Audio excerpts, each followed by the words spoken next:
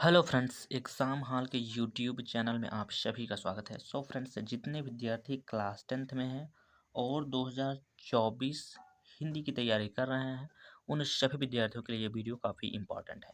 इस वीडियो में हम लोग मोस्ट इम्पॉर्टेंट ऑब्जेक्टिव क्वेश्चन जो है देखने वाले हैं, ठीक है। और इस वीडियो के बाद आपके जो है बोर्ड एग्ज़ाम में हिंदी में जो है 70 में 70 आपका जो है पूरे मार्क्स मिलेंगे, ठीक है। जितने भी यहाँ पर टॉपिक्स यदि छूट जाता है तो वो नेक्स्ट वीडियो में आप लोग वहाँ पे देख सकते हैं। समझ रहे हैं इस बात को? तो चलिए वीडियो को बिना देरी करते हुए वीडियो को स्टार्ट करते हैं। तो यहाँ पर आप लोग देख सकते हैं, ये आपका है पहला क्वेश्चन। आप सभी लोग जानते होंगे कि जो बोर्ड एग्जाम में होने वाला है आपका, उसमें से आपका 20 नंबर का जो है ऑब्जेक्टिव क्वेश्चन आता है सभी क्वेश्चन में, यानी 6 पेपर होंगे आपके, हिंदी, अंग्रेजी, ठीक है, मैथ्स का होगा और साइंस का होगा और किसका होगा, आर्ट का होगा। तो 6 पेपर में 20 नंबर आपका जो होगा बहुविकल्पी का होगा। तो सबसे पहले हम लोग क्या करेंगे, हिंदी के 20 बहुविकल्पी क्वेश्चन देखेंगे, उसके बाद और देखेंगे उसके बाद क्या क्या आता है, ठीक है। तो देखिए हमारा पहला क्वेश्चन है, हमारा क्या दिया गया है, आवारा मसीहा किस विधा की रचना है, ठीक है। आपसे यहाँ पर विधा पूछा जा रहा है। ऑप्शन नंबर ए में दिया गया है उपन्यास, ऑप्शन नंबर यहाँ पर बी में दिया गया है जीवनी, ठीक है, और ऑप्शन नंबर सी में दिया गया आत्मकथा, ऑप्शन नंबर डी में दिया गया क्या, नाटक। तो आप सभी लोगों को पता होगा, अगर नहीं भी पता है तो कोई बात नहीं है। आवारा मसीहा, देखिए सबसे पहले इसके लेखक समझते हैं। तो आवारा मसीहा के लेखक हैं विष्णु प्रभाकर, ठीक है। और इसमें हमसे पूछा पूछा गया है क्या, विधा, यानी ये किस विधा की रचना है। तो ये एक जीवनी विधा की रचना है जो कि विष्णु प्रभाकर जी के द्वारा रचा गया है, ठीक है। तो यानी आप क्वेश्चन नंबर पहले का जो करेक्ट आंसर हो जाएगा वो हो जाएगा ऑप्शन नंबर बी हो जाएगा, ठीक है। चलिए क्वेश्चन नंबर दूसरे को समझते हैं। तो क्वेश्चन नंबर दूसरा यहाँ पर दिया गया है, बोल रहा है शुक्ल युग की कलावधि। ये वाला क्वेश्चन आप लोग, बढ़िया क्वेश्चन है, महत्वपूर्ण क्वेश्चन है, ठीक है, आपके बोर्ड एग्जाम के पॉइंट ऑफ व्यू से। तो यहाँ पर पूछा जा रहा है शुक्ल युग की समय सीमा है, यानी शुक्ल युग की समय सीमा कितने से कितना माना जाता है। तो ऑप्शन नंबर फर्स्ट में दिया गया है 1919 ईस्वी से 1938 ईस्वी तक। ऑप्शन नंबर बी में दिया गया 1900 ईस्वी से 1920 ईस्वी तक। ऑप्शन नंबर सी में दिया गया 1919 ईस्वी से 1918 ईस्वी तक, ठीक है। और ऑप्शन नंबर डी में दिया गया 1938 ईस्वी से 1947 ईस्वी तक, ठीक है। तो देखिए जो शुक्ल युग की समय सीमा होती है, यानी शुक्ल युग की, तो शुक्ल युग की जो समय सीमा है वो 1919 ईस्वी से 1938 ईस्वी तक मानी जाती है। यानी ऑप्शन नंबर आपका जो फर्स्ट है, ए है, वो करेक्ट हो जाएगा, ठीक है। तो चलिए क्वेश्चन नंबर तीसरे को समझते हैं।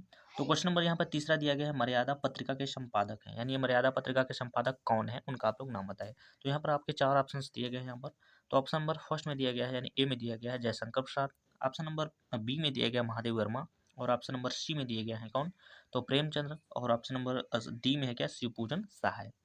तो देखिए मर्यादा जो पत्रिका है उसके जो संपादक हैं वो हैं मुंशी प्रेमचंद्र, यानी ऑप्शन नंबर आपका जो सी वाला है वो करेक्ट हो जाएगा, ठीक है। तो चलिए इस तरीके से हम लोग चलते हैं क्वेश्चन नंबर अपने चौथे की ओर। यहाँ पर आप लोग देख सकते हैं, ये है आपका क्वेश्चन नंबर चौथा, ठीक है। यहाँ पर क्वेश्चन नंबर चौथा दिया गया है और क्वेश्चन नंबर चौथे में आपसे पूछ रहा है आवारा मसीहा के रचनाकार। अभी मैंने कुछ देर पहले यानी पहला क्वेश्चन में बताया था, आवारा मसीहा के बारे में ही, रचना के बारे में बताया था। तो यहाँ पर आपसे पूछा जा रहा है आवारा मसीहा के रचनाकार, यानी आवारा मसीहा को रचा किसने है। तो मैंने बताया था कि आवारा मसीहा के रचनाकार कौन है, तो विष्णु प्रभाकर है। कौन है, विष्णु प्रभाकर। अगर इसकी विधा पूछा जाएगा तो आप लोग बताएंगे क्या, जीवनी विधा की रचना है, ठीक है। तो चलिए अब हम लोग चलते हैं क्वेश्चन नंबर अगले की ओर, यानी पांचवे की ओर। यहाँ पर आप लोग देख सकते हैं, ये आपका है क्वेश्चन नंबर पाँचवा। क्वेश्चन नंबर पाँचवा में क्या पूछ रहा है, तो पूछ रहा है तार सप्तक का प्रकाशन वर्ष, यानी तार सप्तक का जो प्रकाशन वर्ष था वो किस वर्ष प्रकाशित किया गया था। और ये भी आप लोग बताइएगा किसके द्वारा प्रकाशित किया गया था। तो ऑप्शन नंबर फर्स्ट में दिया गया है 1943 ईस्वी में। ऑप्शन नंबर सेकंड में यानी बी में दिया गया 1941 ईस्वी में। ऑप्शन नंबर सी में दिया गया 1954 ईस्वी में। ऑप्शन नंबर डी में दिया गया 1947 ईस्वी में। तो देखिए तार सप्तक का पहले समझ लेते हैं कि इसके संपादक कौन है। तो तार सप्तक के संपादक जो हैं वो अज्ञेय को माना जाता है। किसको माना जाता है, अज्ञेय को। अज्ञेय का पूरा नाम सच्चिदानंद हीरानंद वात्स्यायन अज्ञेय होता है। आप सभी लोग उनका जो है आप पढ़ लीजिएगा नाम पूरा। तो तार सप्तक का प्रकाशन वर्ष हमसे पूछा जा रहा है। तो तार सप्तक का प्रकाशन वर्ष आप सभी लोग याद कर लीजिएगा अच्छे से। ये हुआ था कब, 1943 ईस्वी में, ठीक है।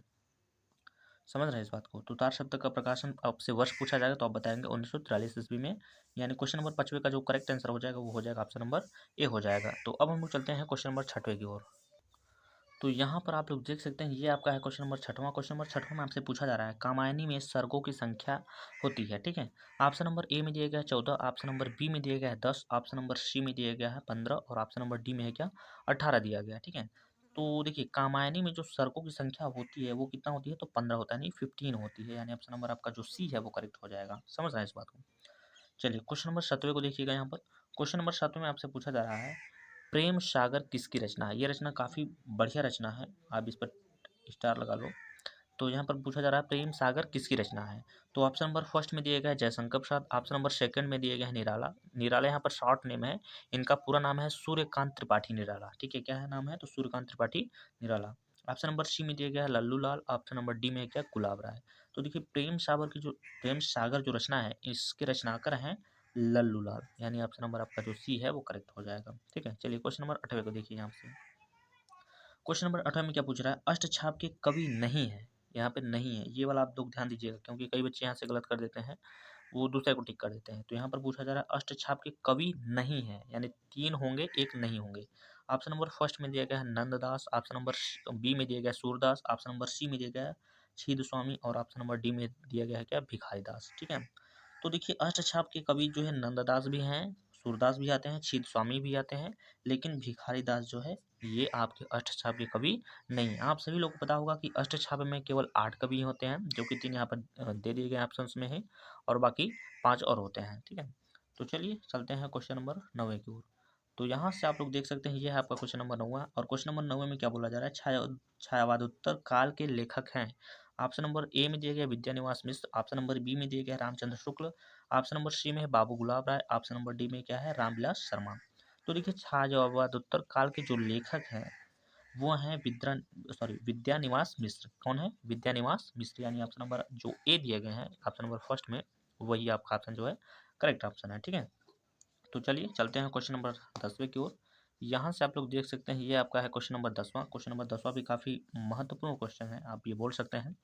क्वेश्चन नंबर 10वां में बोल रहा है क्या, शुक्लोत्तर युग की समय सीमा बताइए। ये भी देखिए समय सीमा पर ही आधारित क्वेश्चन है, समय सीमा पर आपको 1 या 2 क्वेश्चन देखने को मिलेगा। तो ऑप्शन नंबर फर्स्ट में दिया गया 1900 से 1922 ईस्वी तक। ठीक है, ऑप्शन नंबर बी में दिया गया 1919 से 1938 ईस्वी तक, ऑप्शन नंबर सी में दिया गया 1938 ईस्वी से 1947 ईस्वी तक, ऑप्शन नंबर डी में दिया गया 1947 से अब तक। ठीक है, तो ये आपके 4 ऑप्शन हमने यहाँ पर बता दिए हैं।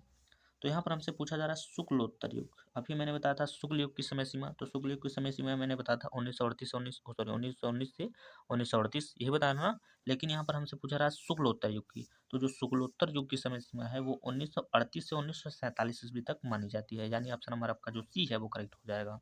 ठीक है, तो चलिए क्वेश्चन नंबर 11 को देखते हैं।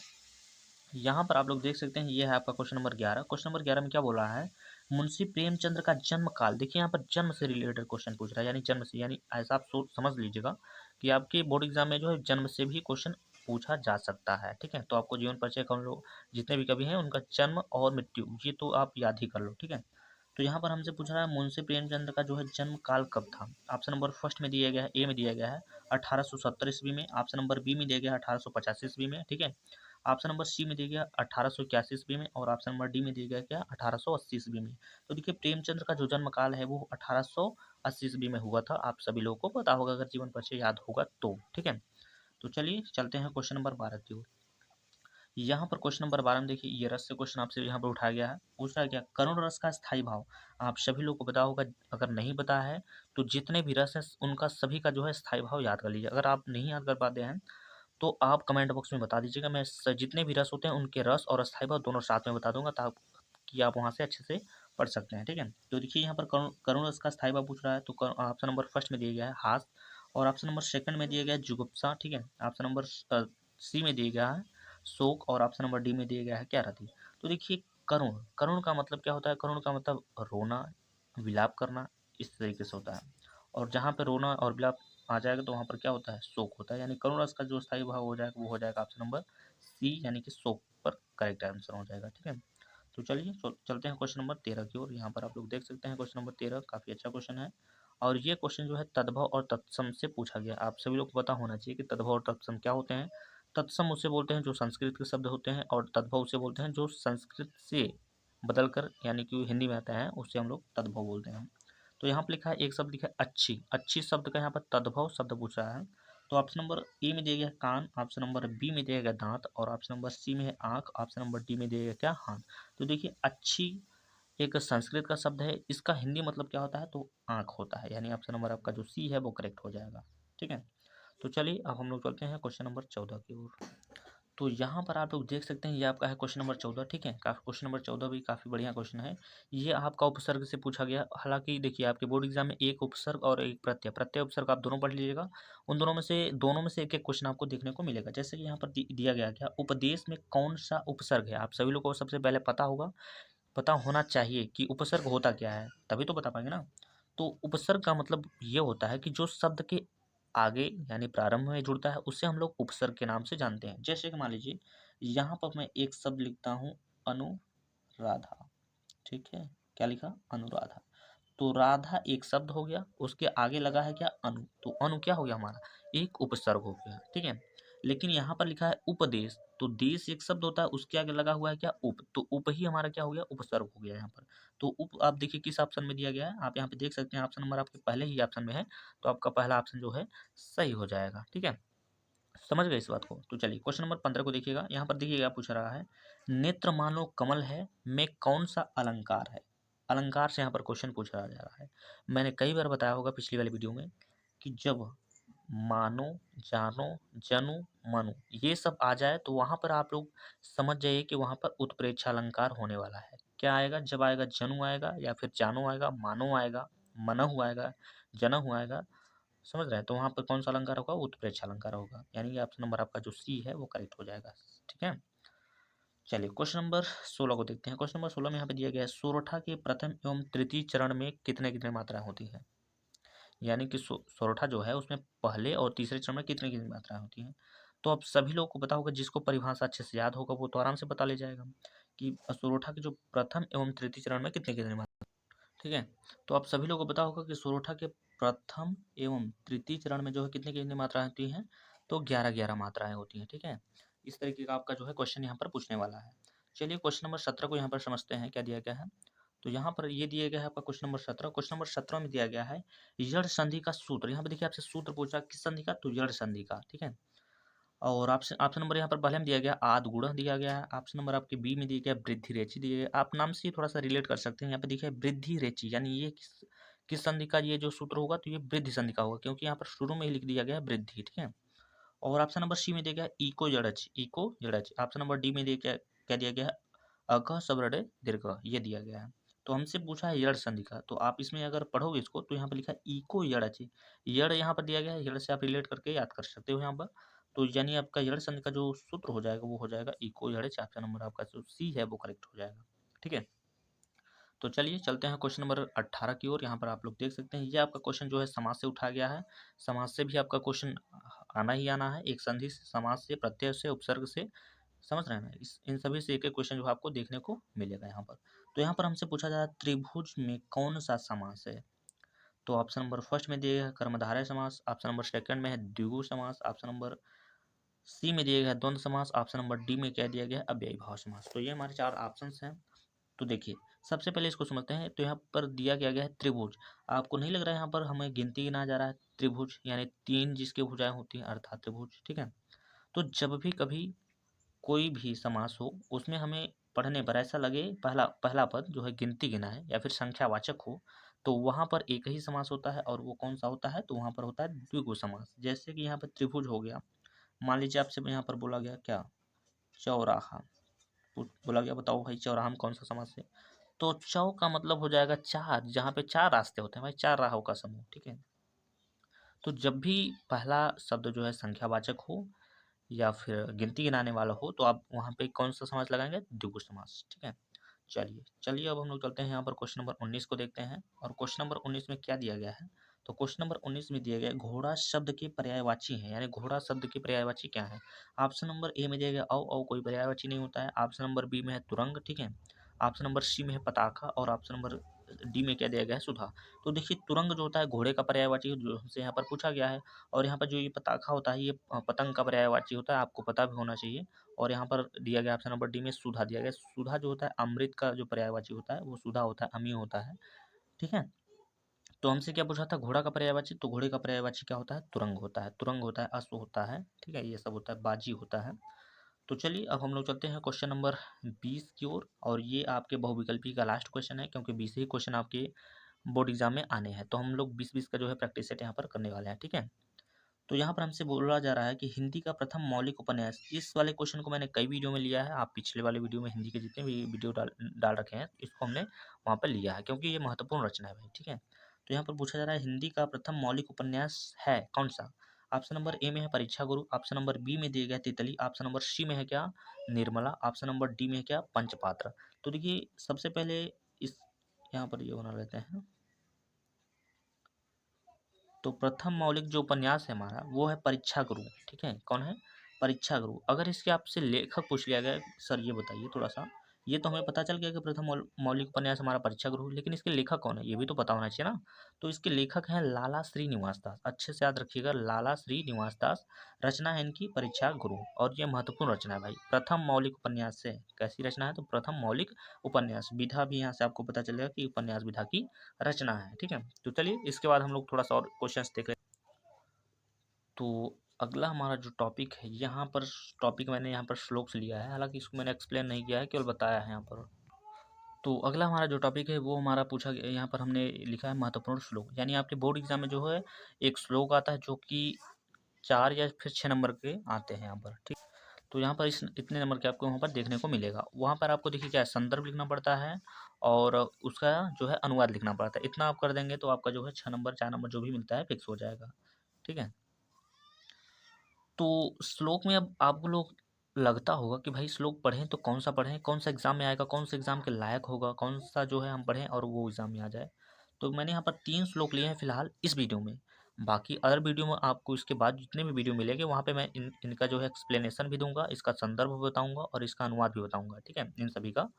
और इसके बाद जो भी छूट गए हैं या फिर इस वीडियो में मैंने जितना इसके बाद नहीं लिए हैं जो श्लोक, वो अगले वीडियो में वहाँ पे आपको बता दिया जाएगा। तो पहला आपका मोस्ट इंपॉर्टेंट श्लोक कौन सा है, वो है सर्वे भवन्तु सुखिनः सर्वे सन्तु निरामया सर्वे भद्राणि पश्यन्तु माँ कश्चित् दुःख भाग् भवेत्।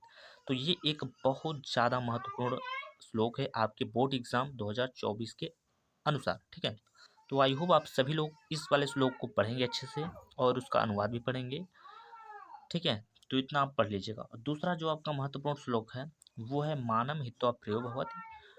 ठीक है, क्रोध हित्वा न शोचति कामम हित्वार्थवान भवति लोभ हित्वा सुखी भवेत्। ये आपका दूसरा सबसे महत्वपूर्ण श्लोक है। ठीक है, और जो आपका तीसरा महत्वपूर्ण श्लोक है वो है बंधनम मरणम वापि जयो वापि पराजया। ठीक है, उभयत्र समो वीर वीरभावो ही वीरता। ये आपका तीसरा महत्वपूर्ण आप बोल सकते हो श्लोक है। इन तीनों श्लोक को आप अच्छे से पढ़ लीजिएगा। ठीक है, इसके बाद और जितने भी महत्वपूर्ण श्लोक होंगे मैं आगे वीडियो में बताता रहूँगा वहाँ पर। ठीक है, तो चलिए अब हम थोड़ा सा प्रत्यय उपसर्ग के बारे में समझ लेते हैं इसके बाद, क्योंकि मैंने यहाँ पर श्लोक आपको बता दिया है जो भी मुझसे हो सका इंपॉर्टेंट मुझे जो लगा। इसके बाद जो भी इंपॉर्टेंट होंगे आपको लगता है कोई छूट गया तो आप कमेंट बॉक्स में यहाँ पर जरूर बताइएगा। और अपनी पढ़ाई को आप लोग कंटिन्यू कर दीजिए, क्योंकि सितंबर का महीना अभी चल रहा है और ये ख़त्म भी होने वाला है। अक्टूबर, उसके बाद आपके पास कितने महीने बचेंगे, 4 बचेंगे। और यही 4 महीने जो है आपके बोर्ड एग्जाम में यदि आप अच्छे नंबर लाना चाहते हैं अपने बोर्ड एग्जाम में तो यही समय है। ठीक है, तो अब खेलना और कूदना आप लोग बंद कर दीजिएगा। तो यहाँ हमारा अगला टॉपिक है क्या प्रत्यय। प्रत्यय के बारे में मैंने थोड़ा सा बताया था बहुविकल्पी क्वेश्चन में। तो यहाँ पर मैंने सोचा थोड़ा सा प्रत्यय के बारे में और थोड़ा ज़्यादा एक्सप्लेन कर देते हैं। तो देखिए प्रत्यय क्या होता है, प्रत्यय जो होता है शब्द के पीछे जोड़ता है, पीछे पिछले वाले में। जैसे यहाँ पर आई प्रत्यय यहाँ पर दिया गया है, आई देखिए, जैसे आई से क्या बोल सकते हैं, मोटाई बोल सकते हैं। मोटाई में आप पढ़ोगे तो आई यहाँ पर पीछे मिल रहा है। अगला हमने एक शब्द लिया है क्या पिसाई, पिसाई भी बोलेंगे तो यहाँ पर आई शब्द आपको निकल रहा है यहाँ पर। अगला क्या है जुताई है। तो ये मैंने प्रत्यय के थोड़े से कुछ एग्जाम्पल्स ले लिए हैं। जैसे तो है, तो यहाँ पर क्या मैंने लिखा है महत्व लिखा है और कवित्व लिखा है और प्रभुत्व लिखा है। यानी तो जो प्रत्यय है वो पीछे आपको देखने को मिल रहा है। आप यहाँ पे देखो ना, ये क्या है, तो है ना। तो प्रत्यय जो होता है वो शब्द के पीछे ही जुड़ता है। और अगला हमारा शब्द है क्या पन। पन में आप देखोगे तो यहाँ पर बचपन हो जाएगा, भोलापन हो गया, पागलपन हो गया, तो पन आ रहा है यहाँ पर। तो ये इस तरीके का है। ये 1 नंबर का आपका बोर्ड एग्जाम में आएगा, ये कन्फर्म है। ठीक है, लिख के ले लीजिए आप। अगला हमारा टॉपिक है उपसर्ग। उपसर्ग के बारे में मैंने थोड़ा सा बताया था बहुविकल्पी वाले क्वेश्चन में कि उपसर्ग जो है शब्द के पहले जुड़ता है, आदि जुड़ता है, प्रारंभ में जुड़ता है। आदि नहीं, प्रारंभ बोल सकते हैं हम। जैसे यहाँ पर अनु एक प्रत्यय है तो यहाँ पर लिखा गया अनुकरण, यानी करण एक शब्द हो गया, उसके आगे लगा है अनु, तो ये ही क्या हो गया हमारा उपसर्ग हो गया। ठीक है, यहाँ पर चर एक शब्द है, इसके आगे लगा है अनु, तो अनुचर हो गया। यहाँ पर अनुपम हो गया। ठीक है, तो ये हो गया। उसके बाद अगला क्या लिखा है अधि लिखा है। अधि से क्या बन गया आपका अधिकार, और अधिपति बन गया और अधिकरण बन गया, ये बन गया। अगला क्या है, सु है तो सु से हम बना सकते सुमार्ग, सुधार और सुलभ हो जाएगा। यानी देख रहे हैं शब्द के अगले भाग में यहाँ पर सु जो है जोड़ा जा रहा है, तो यही हमारा क्या हो गया, उपसर्ग हो गया। ठीक है, उसके अलावा आपके बोर्ड एग्जाम में जो है समास से भी क्वेश्चन पूछा जाता है। समास में आपको दो समास पढ़ने हैं, कौन कौन सा, तो द्वंद्व समास और द्विगु समास। द्विगु समास का मैंने एक एग्जाम्पल बहुविकल्पी क्वेश्चन में लिया था, लेकिन इस वाले समास का नहीं लिया था। तो चलिए इसके बाद वीडियो अगर आएगा, मतलब हिंदी के वैसे तो वीडियो आते ही रहेंगे, इससे आप लोग टेंशन ना लीजिए, तो वहाँ पर हम इसको भी बता देंगे, अच्छे से एक्सप्लेन कर देंगे वहाँ पर। तो फिलहाल इस वीडियो में बस इतना ही, मिलते हैं नेक्स्ट वीडियो में, तब तक के लिए जय हिंद जय भारत।